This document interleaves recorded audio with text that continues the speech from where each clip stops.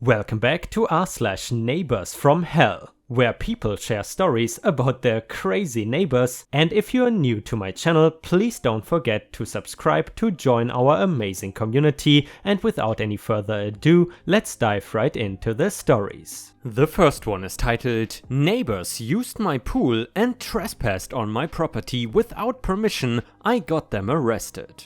Having a military background comes in handy sometimes, especially when there are people trespassing on your property multiple times after we told them not to. You see, I bought a house with my wife several years ago. The house was an average-sized house, nothing too fancy, but definitely not a fixer-upper. It came with a pool and an attached jacuzzi, which were one of the reasons my wife fell in love with the house. About a month or two after moving in, we had returned home from a small weekend trip and found a group of strangers swimming in our pool. It was a family, a mother, her son and daughter, and the daughter's boyfriend. I immediately threw up a defensive nature and asked them who they were and why they were trespassing into my property without permission.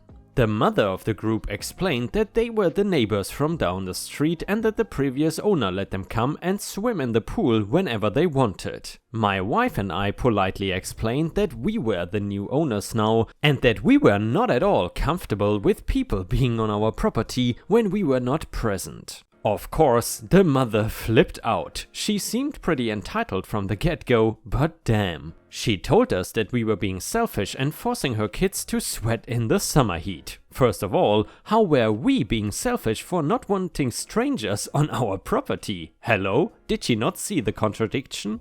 Because, if anything, they were the selfish ones for feeling like they could come over whenever they wanted without permission from us. I told her that we did not really know them and it seemed pretty rude of a neighbor to assume that they could just come over and use our property whenever and however they wanted without asking us first. This must have pissed her off even more because she then told us if her kids had a heat stroke because they cannot swim in the pool, we were pretty bad neighbors. My wife piped up and told her that she must have been a pretty bad mother if she did not have cold water and fans at her house for her kids. My wife was usually pretty mellow, but even this whole situation was pissing her off, and I must admit that was a good burn. The mother gathered the group and stormed off back to her house with them. I told my wife that I wondered if they were going to do it again, and that just based off the fact this was our first interaction with these neighbors, we should expect to have problems with them somewhere down the line. Except that came a lot sooner than expected. You see, everything had been pretty quiet for a few weeks. We never found them in our pool again, they did not bother us. Except now, we were in the middle of summer and temperatures were reaching to about 90 degrees Fahrenheit during the afternoon. So, when we came home one night and found empty beer bottles, a towel that was not ours and a used condom, yes, you read that right, sitting next to our pool, we knew that it was those neighbors. So, we bought a no trespassing sign and hung it up right in front of the fence that they seemed to be hopping over in order to get into our backyard and pool. Not only that, but we bought security cameras that are synced to an app on our phones. This way, if the cameras detected anything, we would get a notification on our phone and we could even see live footage. This ended up working out in our favor because one Friday night, while we were out, we got a notification that there was motion detected by the pool. And after logging into the app and checking out the footage, sure enough, it was them. I immediately got an idea and ran it by my wife. There was nothing that a little old-fashioned military discipline could not fix.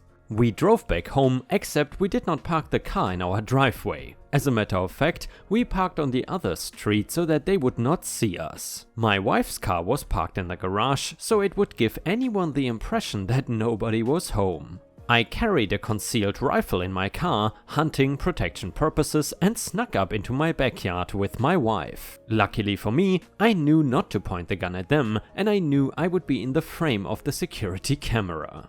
I kept the gun pointed to the ground and walked up to the property and immediately demanded that they tell me what they were doing here. The mom was missing this time, but the kids had brought their friends and some of them were skinny dippy. Not sure why you would want to do that if you are siblings, but that is beside the point. Of course, this scared the crap out of them and they immediately started getting out of the pool and trying to fetch their belongings. I let them know that if they move any further, I will take it as a threat and act in self-defense. Of course, I never planned to shoot anyone, I just wanted these entitled a-holes to be scared and get the hell off my property. One of the girls started crying and begging to get out so she could get dressed while my wife called the police. I am not 100% an a-hole, so I tossed them their clothes and belongings in the pool since they were so keen on being in there after I told them they were not welcome here. The police arrived as they were scrambling to get their phones, a bong and other items from the bottom of the pool.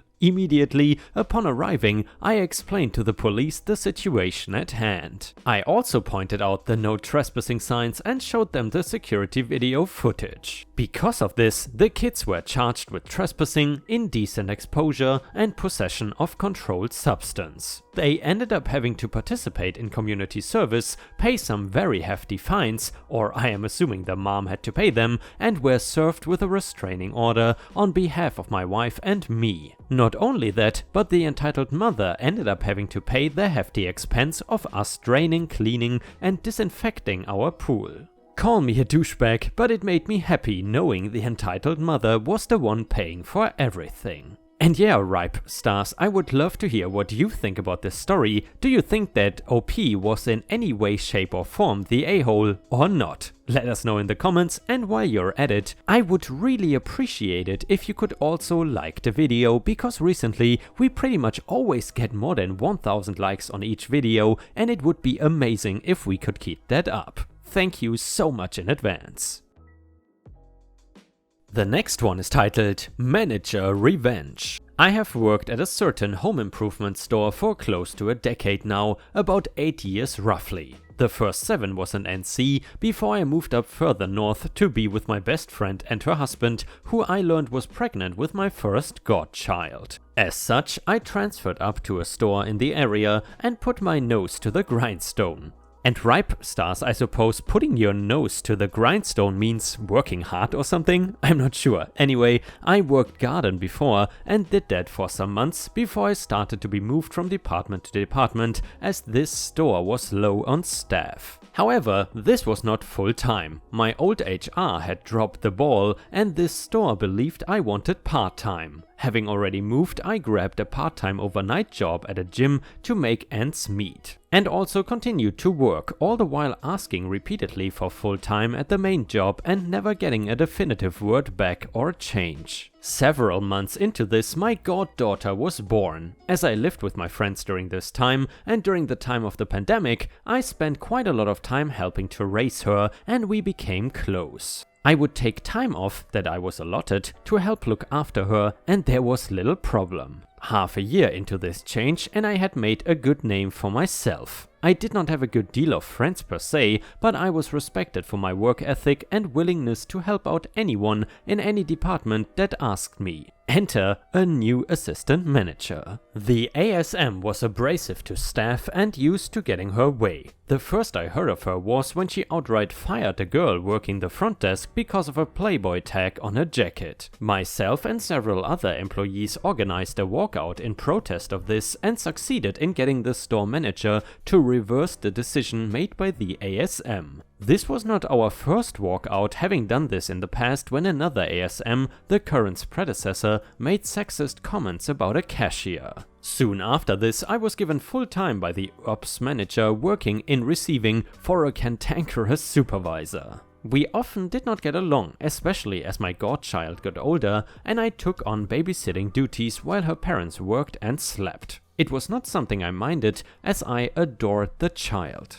I often talked about her with my co-workers and loved to show pictures and stories. However, this was not something shared by my higher-ups. My supervisor was upset that I could not work overtime to help him, as we were the only two in receiving for the store because of either my second job or babysitting. And soon after the second walkout, I was made aware of a rumor circulating around the store that the child was in fact my own daughter and that I had fathered outside of my friend's husband's knowledge. The source of the rumor was unknown, but my ASM had made disparaging remarks to me in the past about men taking care of children, so I had my theories. My holiday plans, asked of in advance as soon as our electronic system allowed, were cancelled without explanation, both Thanksgiving and Christmas. I had never missed a major holiday since I moved north, and I had asked the same days off the year prior and had gotten them off and before the ASM arrived, which was strike one. Soon after this, my supervisor, whom I work closely with every day, had a positive virus test, forcing me, per company rules, to self-isolate until I could get a positive or negative test myself. During this week, as it took a full week to find a place with enough room to give tests thanks to the new variant, I was harassed repeatedly by text and phone call by both management, my supervisor, to track down an at-home test and get back to work ASAP. All the while, I had to inform everyone I was in contact with, including my friends, family and roommates, that I'd been exposed, risking their own holiday trips and plans, which was strike number 2. Thankfully, my test was negative. A week after this, the Northeast gets slammed by a snow and ice storm. I drive a 4-wheeled vehicle and so I made it in, but near the end of my shift I was made aware that my friend's husband had been injured and stranded in a car accident on the ice, and so left to get them home and their car to a service station. To add to it all, they have lost power in their own home, with an infant leaving me with the only person they could turn to with a vehicle and power. I will admit, I had few sick hours left, but informed work that I would be out on a family emergency. For that week I called out each day with ongoing family emergency, with snow and ice still coating the streets and power still down throughout our city. And every day I was hounded by calls from management demanding I return to work regardless. This would have not only risked my own safety, but would have stranded my family at my apartment with no way to get supplies or get home once the power returned. Strike number 3. I was done. Early in the morning that following Sunday, I walked into work and placed my resignation letter on HR's desk. That is important later. I had tendered it to be immediate, as I live in an at-will state. Was it petty? Yes, I will freely admit that. I had given 8 years of my life to this company and asked very little in return. As I was leaving, I crossed paths with my supervisor, who asked angrily if I was finally coming back to work. I informed him of my decision to leave, ignoring his provocations, and left to go home and sleep. Several hours later, I received the gift that would ignite my semi-accidental revenge. A single text from my ASM. "We will see how long you can take care of your love child without us." Well, seems like I found my probable source. Or cause? I'm not sure. My friends had been made aware of this rumor from the start. I did not hide anything from them and did not want any kind of rumor, however unlikely, to reach them from anyone but me. They are my closest friends and compatriots and have given me the greatest gift in the form of my godchild, whom they insist I call my niece as I am family. Love child feels like a slur against her, and I'm not cool with that, and neither are they. However, they informed me of the monumental screw-up my now former ASM had made. It was time for corporate HR to be made aware, and so I began to compile my evidence, the texts from my supervisor, the call records and messages left, and this holy grail of a text message. If I was going to leave, I was at the very least going to give some blowback on the team that had been so willing to target me.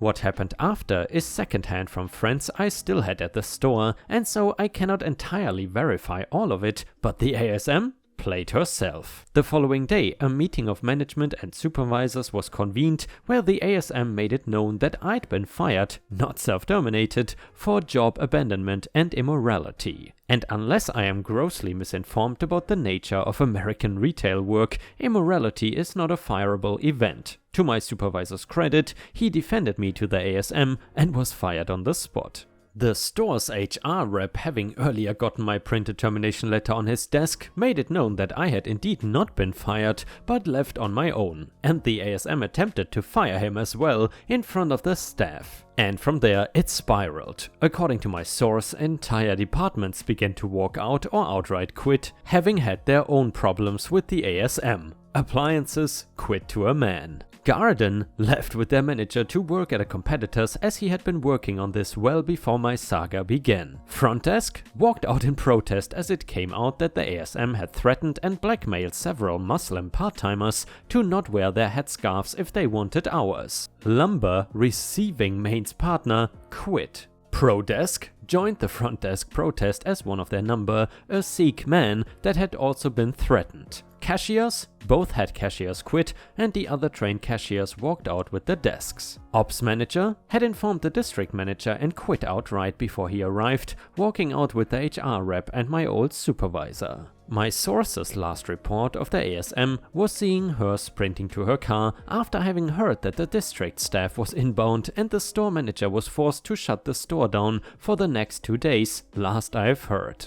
I have been in contact with the other injured parties and we are compiling all the evidence we have collected as several of the families are hiring lawyers. I suspect the company will attempt to keep this quiet, I just never suspected that anything like this would happen. I have a full-time position at the gym upcoming and I've been enjoying the extra sleep and time I get with my family. I am never working 56 to 64 hour weeks ever again. And I will never darken the doorstep of that store again. I hope my ASM enjoyed the temporary rush of power. I suspect she won't get it ever again, at least not in manager positions.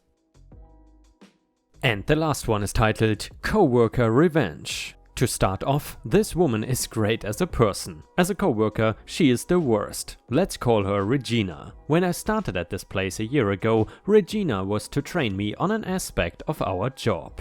I had to ask her to slow down and repeat herself several times because nothing made sense. Keep in mind, I have worked in this industry for 8 years longer than her, my boss was able to explain it clearly in 5 minutes and I've never had an issue. Shortly after starting, I noticed Regina would CC our boss on every email she sent to me. Regina would email me several times a day calling me out for problems she noticed. Meanwhile, always CCing our boss. But I was always in the right and my boss would back me up. I emailed Regina, only Regina, and said I felt like she was trying to get me in trouble. I felt disrespected and I was wondering what I could do to improve. She replied, CCing our boss, telling me that if I felt that way it was my own doing it.